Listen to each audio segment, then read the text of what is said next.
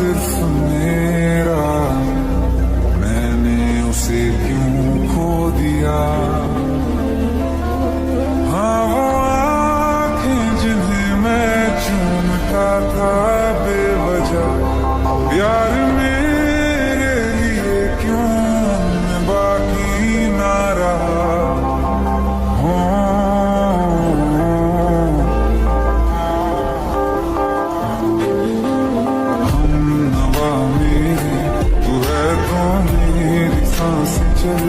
बता दे कैसे मैं जीऊंगा तेरे बिना।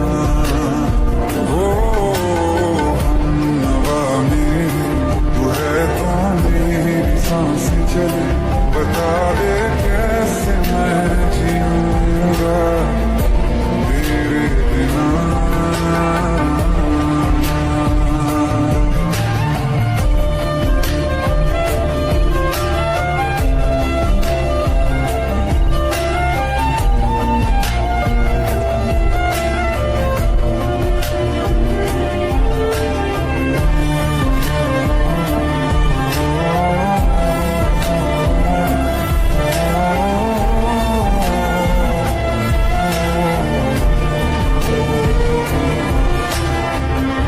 हर वक्त दिल को जो सताए, ऐसी कमी है तू।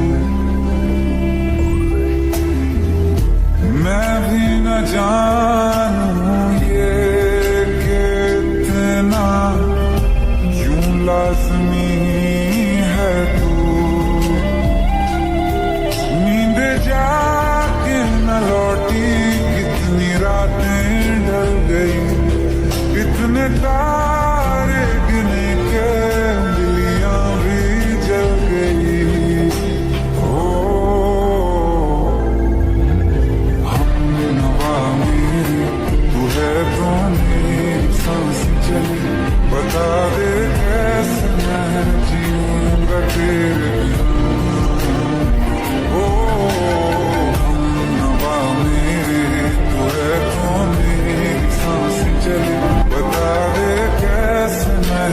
মা রান্না করে রান্না করছিল, ঠিক সেই সময় আমি মায়ের কাছে গিয়ে বললাম, মা আমার টাকা লাগবে। মা তখন বলল, বিছানার নিচে 50 টাকা রাখা আছে, ওইখান থেকে নিয়ে যা। আমি তখন হাসতে হাসতে বললাম, 50 টাকা দিয়ে আমি কি করব? মা তখন বলল, তাহলে নেওয়ার দরকার নেই, এখান থেকে যা, আমি কাজ করতেছি, আমাকে বিরক্ত করিস না। তখন আমি মাকে বললাম, মা আমি একটি মোবাইল ফোন কিনবো, আমার 12,000 টাকা লাগবে। মা তখন অবাক দৃষ্টিতে আমার দিকে তাকিয়ে রইল আর বলল, তুই এই কিছুদিন আগে মোবাইল কিনলি, আবার কেন তোর মোবাইল কিনতে হবে? তখন আমি মাকে বললাম, নতুন একটা মোবাইলের মডেল বের হয়েছে, ওইটা আমার খুব পছন্দ, ওইটা আমার কিনতে হবে, না কিনে দিলে আমি কিন্তু খাওয়া দাওয়া সবকিছু বন্ধ করে দিব। মা তখন বলল, এখন সংসারের অবস্থা ভালো না, এখন একটু বোঝার চেষ্টা কর। আমি তখন বললাম, আমার কিচ্ছু বোঝার দরকার নেই, আজকের দিনের মধ্যে বাবাকে বলে আমাকে 12,000 টাকা নিয়ে দেবে, আমি কালকেই ফোন কিনবো আর পুরাতন ফোনটা বাবাকে দিয়ে দেবো। এই বলে আমি বাড়ি থেকে চলে গেলাম। সন্ধ্যায় বাড়ি এসে যখন ঘরে বসে বসে মোবাইল টিপছিলাম, তখন খেয়াল করলাম মা যেন বাবাকে কি বলতেছিল। আমি মনে মনে ভাবলাম হয়তো আমার কথাটাই বলবে, তাই আমি দেওয়ালে কান লাগিয়ে কথাগুলো শুনতেছিলাম। মা তখন বাবাকে বলতেছে, একটা কথা বলবো, রাগ করবে না। বাবা কথাটা বলার জন্য অনুমতি দিলেন।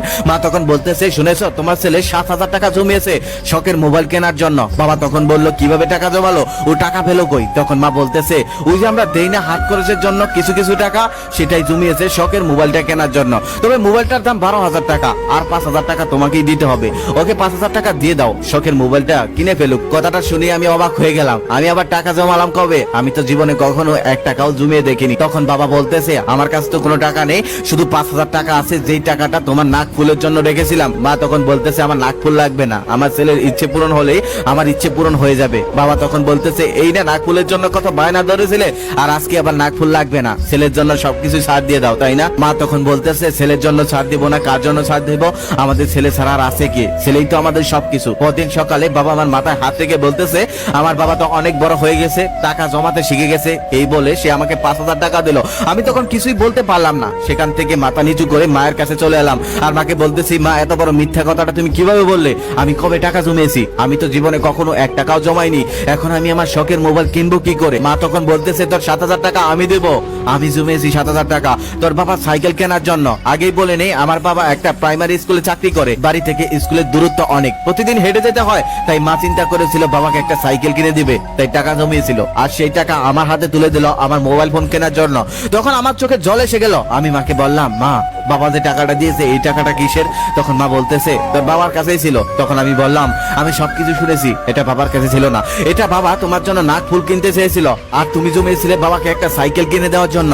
আর সেই টাকা দিয়ে আমি কি করে মোবাইল কিনবো? এখানে দুজনের স্বপ্ন আছে। এখন আমি ছোট নেই, অনেক কিছু বুঝি। আমি দুজনের স্বপ্ন নষ্ট করে আমার মোবাইল ফোন কিনতে পারবো না। এই বলে আমি টাকাটা ফিরিয়ে দিতে লাগলাম। মা তখন আমার টাকাটা ফিরিয়ে নিল না আর বলল, টাকা ফিরিয়ে দিতে